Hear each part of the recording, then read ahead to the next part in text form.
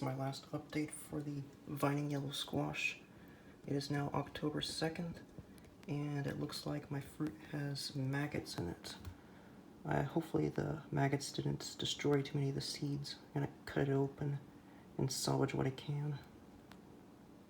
There was a squash vine borer that had snuck into my squash here. If you can look at that thing wriggling there, you see if I can shake it out.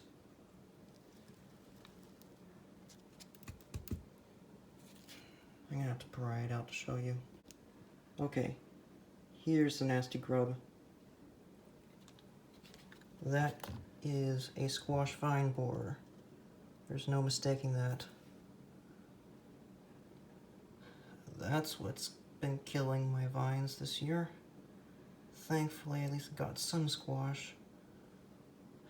Hopefully I can set up some pheromone traps next year and I won't get any more of these stupid grubs.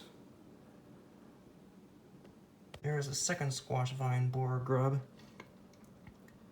It's smaller. Hopefully there aren't any more in the rind. Thankfully they didn't go for the seeds.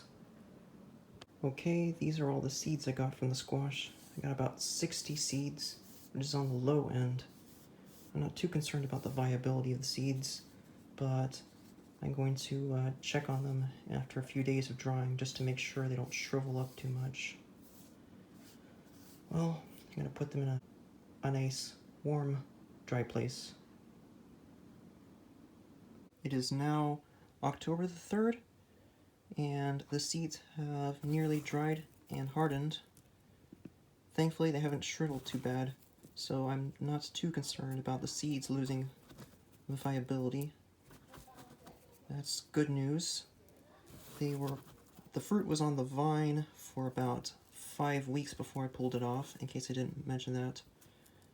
I would have allowed it to cure more inside, but if it weren't for those squash vine borers inside the fruits, probably would have hardened better.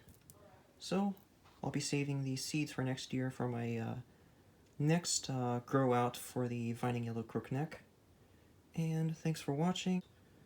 Okay, goodbye.